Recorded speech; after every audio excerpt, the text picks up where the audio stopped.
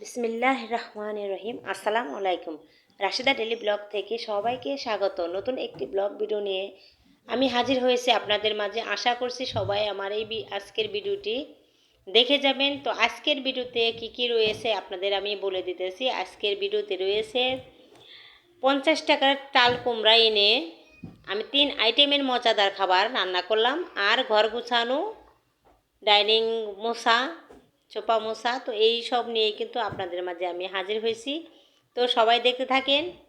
তো এই যে আমি কিন্তু এই যে ঘরটা গুছিয়ে নিতেছি, বিছানা চাদরটা কিন্তু চেঞ্জ করব না, তো এটা একটু ঝাড়াঝুড়া দিয়ে নেব। আর এই যে খাটের উপর সাইডটা একটু মুছে নেব, কারণ ধুলা পড়ে কিন্তু একবারে সাদা হয়ে থাকে। তো তার জন্য কিন্তু আমি প্রতিদিন এরকম করে মুছে নিই। আর সব সময়ই পরিষ্কার পরিচ্ছন্ন থাকতে কিন্তু সবারই ভালো লাগে।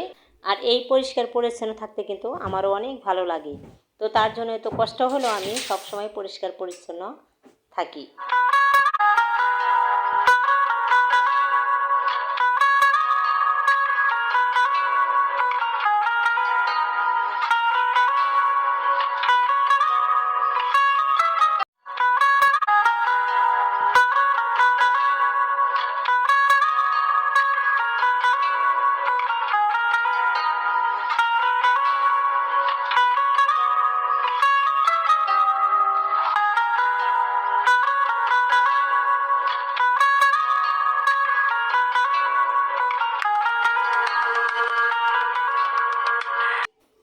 তো এখানে কিন্তু আমি একবারে টান টান করে সুন্দর করে বিছানা চাদরটা বিছিয়ে নিলাম।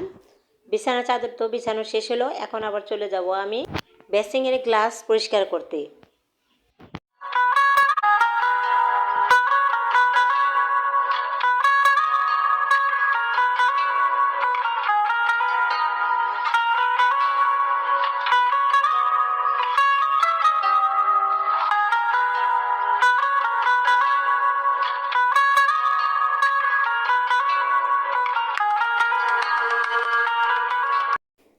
তো এই যে আমি কিন্তু অফ ক্যামেরায় সব কিছু সুন্দর করে পরিষ্কার করে মুছে তারপরে কিন্তু এই যে সাজিয়েছি। তো এই যে কাজকাম তো সব শেষ করলাম, সব ঘর টর ঝাড়ু টাড়ু দিয়ে সব আসবাবপত্র মুছে তারপরে কিন্তু রান্না করতে অনেক ভালো লাগে, কারণ পিছনে আর কোনো কাজ থাকে না। এক কাজে 3 কাজ, বুঝছেন? এক তরকারি দিয়ে আমি 3 রকমের আইটেমের তরকারি রান্না করব। যেমন এই যে এটা কিন্তু চাল কুমড়া, আর এই চাল কুমড়া দিয়ে আজকে রান্না করব চিংড়ি মাছ দিয়ে। আর এখানেও চাল কুমড়াই, এই চাল কুমড়া ভাজবো। আর এখানে আছে চাল কুমড়ার খোসা। তো এই যে আজকে এই হলো রান্নাবান্না। 50 টাকার চাল কুমড়া দিয়ে আমি 3 আইটেমের মজাদার খাবার রান্না করলাম। আমার টাকাও 50 টাকা হলেই হয়ে গেল 3 আইটেম। আর আমি যদি এই 50 টাকা দেয় শুধু এই তরকারিটা রান্না করতাম, তাহলে একটা তরকারি হতো। আর আমার আরেক তরকারি রান্না করতে হলে আরও 50 টাকা লাগতো। তো মোট কি কত টাকা লাগতো? 100 টাকা। তো আমি 100 টাকা থেকে 50 টাকা সেভ করলাম। তো এটাই হলো আজকে রান্নাবান্না। তো আমি আজকে এই যে এখানে রাখছি চিংড়ি মাছ। তো এই চিংড়ি মাছ দিয়ে কিন্তু রান্নাটা করব। তো সবাই পাশে থাকেন, আর আমি রান্নাটা বসিয়ে দেবো এখন। আর এই যে এখানে কিন্তু আমি সব কিছু সুন্দর করে ধুয়ে একবারে রেডি করেছি রান্নার জন্য। এই যে এখন আমি চাল কুমড়াটা ভাপ দেবো, ভাপে বসাবো, বুঝছেন? এরকম কাপড় কাজ করে করে শুকাই দেবো সুন্দর।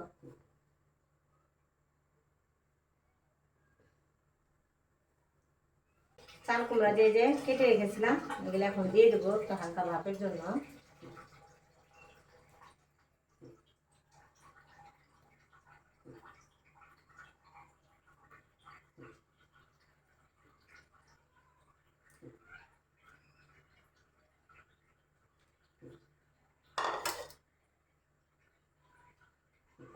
তো এই চুলায় ভাপ হতে থাক। চুলায় জানি কি সমস্যা, এটা এই চুলায় ভাপ হোক। আর এই চুলায় আমি তরকারিটা বসাই দিই।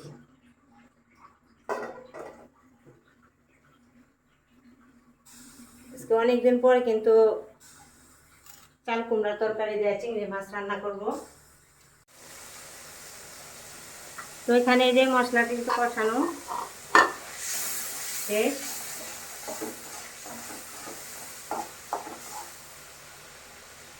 এখন আমি দিয়ে দিব এই যে কেটে রাখা কুমড়া।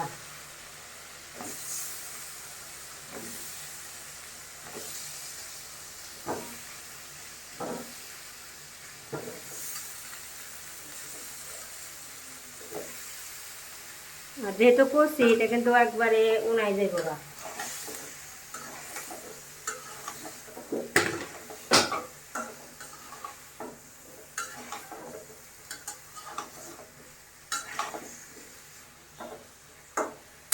ভালো করে নাড়াচাড়া দিয়ে নিলাম যাতে সব মশলার সাথে মিশে যায়। আর এখন একটু সামান্য পরিমাণ পানি দিয়ে তারপরে কষিয়ে নেব। তো ওই পর্যন্ত সবাই সাথে থাকে। এখন আমি ভেজে নিব কুমড়ার চাক। এই যে এখানে কিন্তু আমি মাখিয়ে রাখছি সুন্দর করে। তো এখন এক এক করে দিয়ে দিব।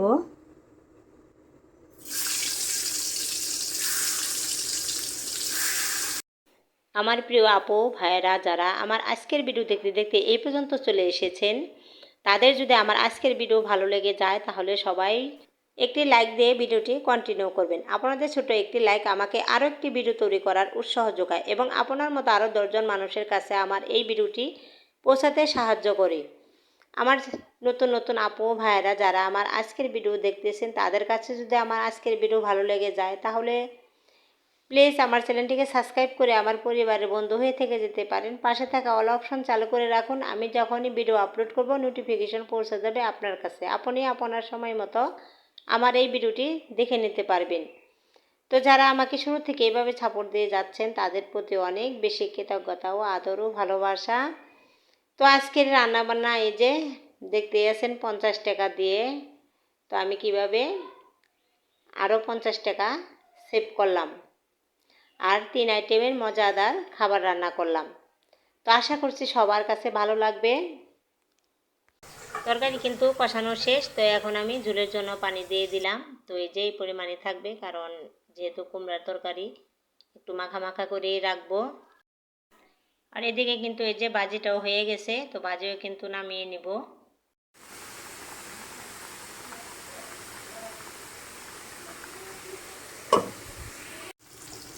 তো এই যে দেখেন কি সুন্দর কালারটা কিন্তু এসেছে।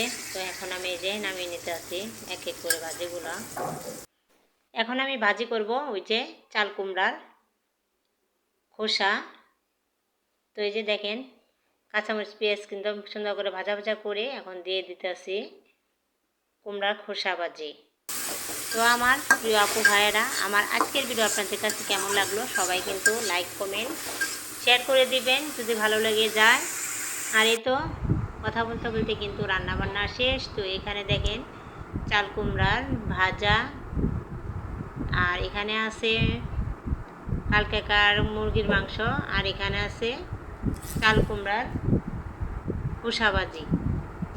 তো আমার প্রিয় আপু ভাইয়েরা যারা সবাই কিন্তু আমার এই আজকের ভিডিও দেখে কমেন্ট করবেন। আমার কিন্তু কমেন্টের সংখ্যা একবারেই কম।